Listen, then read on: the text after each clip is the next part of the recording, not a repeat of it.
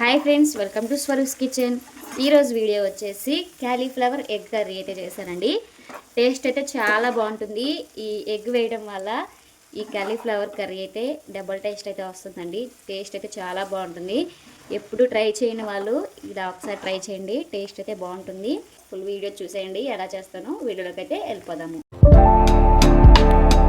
ముందుగా stove on చేసుకొని కడాయి అయితే పెట్టేసుకున్నానండి. దాంట్లోకి తగినంత ఆయిల్ అయితే వేసుకోవాలి. దీంట్లోకి ఆనియన్, పచ్చిమిర్చి అయితే వేసుకోవాలి.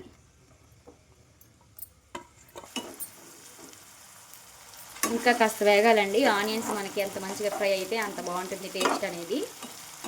కొంచెం సేపు అయితే వేయించుకుందాము. అలానే దీంట్లోకి 2 రెమ్మల కరివేపాకు కూడా వేస్తున్నాను.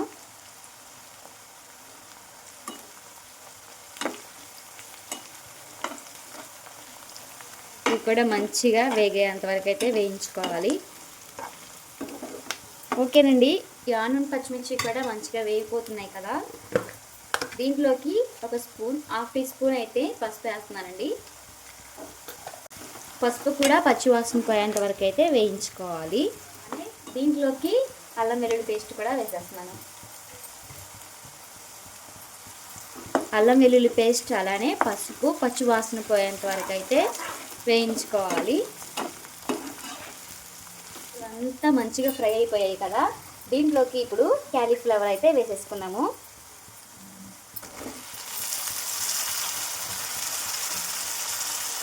క్యాలీఫ్లవర్ని హాట్ వాటర్లో శుభ్రం చేసుకొని ఇలా వేసుకోవాలండి. కొంతమంది అయితే ముందుగానే క్యాలీఫ్లవర్ని ఉడకబెట్టుకొని కర్రీ అయితే చేసుకుంటారు. అలా కూడా చేసుకోవచ్చు.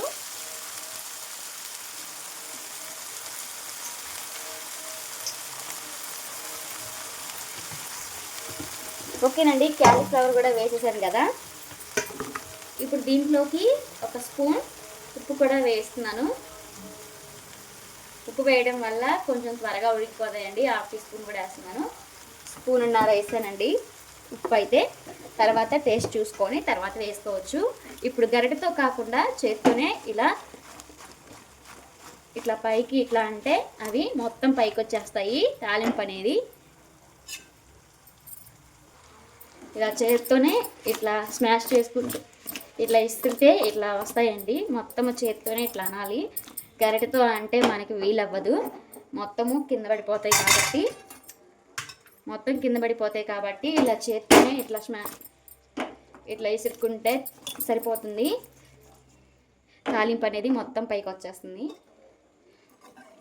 చూసారు కదా, తాలింపు అనేది మొత్తం పైకి వచ్చేసింది. ఈ క్యాలీఫ్లవర్ని వాటర్ ఇనికిపోయేంత వరకు అయితే ఉడికించుకోవాలి. ఇంకా మూత పెట్టేసుకుని అయితే ఉడికించుకుందాం. ఓకేనండి, చూసారు కదా, క్యాలీఫ్లవర్ అయితే మంచిగా ఉడికిపోయింది. దీంట్లోకి ఒక మీడియం సైజ్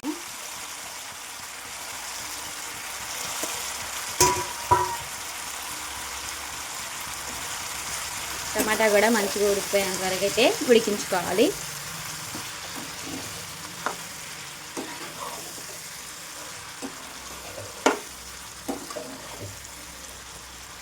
వరకైతే ఉడికించుకుందాం. ఓకేనండి, టమాటా వేసాం కదా. ఒకసారి మూత తీసుకుని అయితే చూద్దాము. చూసారు కదా, టమాటా కూడా ఉడికిపోయింది. దీంట్లోకి అయితే స్పైసెస్ యాడ్ చేసుకుందాము. ముందుగా అయితే ధనియా పౌడర్ అయితే వేస్తున్నానండి. అలానే గరం మసాలా,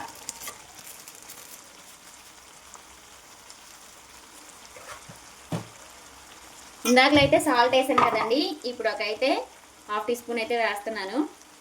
టేస్ట్ సరిపోతుంది అయితే అనుకుంటున్నారు. 2 స్పూన్లు అయితే వేసాను మొత్తము. అలానే 1 టీ స్పూన్ కారం కూడా వేస్తున్నాను.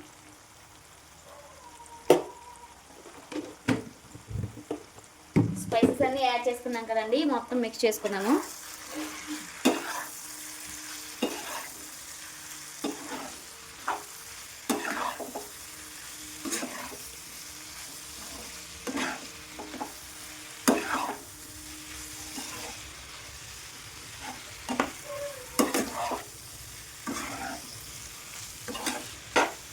పెట్టేసుకొని కొంచెం సేపు స్పైసెస్ అన్నీ పచ్చివాసన పోయేంత వరకు అయితే ఫ్రై చేసుకుందాం. ఓకేనండి, స్పైసెస్ అన్నీ యాడ్ చేసుకున్నాం కదా.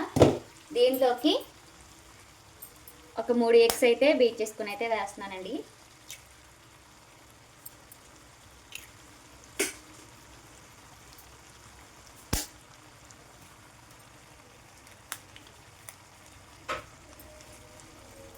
వేసిన వెంటనే కలపకూడదండి, కొంచెం సేపు ఉడకనివ్వాలి.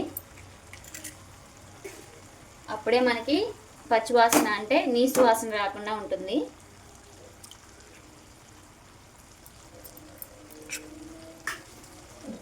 మొత్తం కొంచెం సేపు అయితే ఉడికేంత వరకు అయితే ఉంచుకోవాలి. మూత పెట్టేసుకొని కొంచెం సేపు అయితే ఉడికినిద్దాము.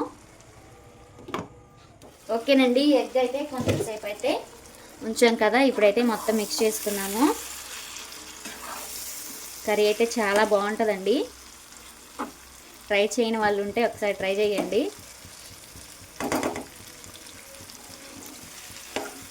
మొత్తం అయితే మిక్స్ చేసుకున్నాము.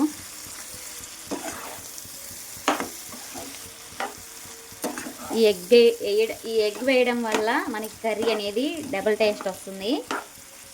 టేస్ట్ అయితే చాలా బాగుంటుంది.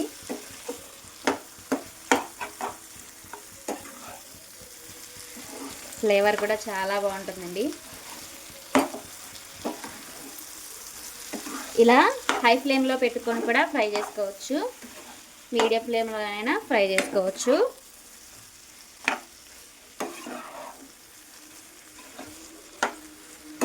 మొత్తం మిక్స్ చేసుకోవాలండి. ఎగ్ మొత్తం ఫ్రై అయ్యే విధంగా మనం కలుపుకోవాలి. కర్రీకి మంచిగా పట్టే విధంగా మనము ఇలా కలుపుకుంటూ ఉండాలి. అండి, కర్రీ అయితే రెడీ అయిపోయింది. దీంట్లోకి ఒక గుప్పడు కొత్తిమీర అయితే వేస్తున్నాను. లాస్ట్లో కొత్తిమీర వేసుకొని దించేసుకుంటే కర్రీ అయితే అయిపోతుందండి. ఎమ్మీ క్యాలీఫ్లవర్ ఎగ్ కర్రీ అయితే రెడీ అయిపోతుంది.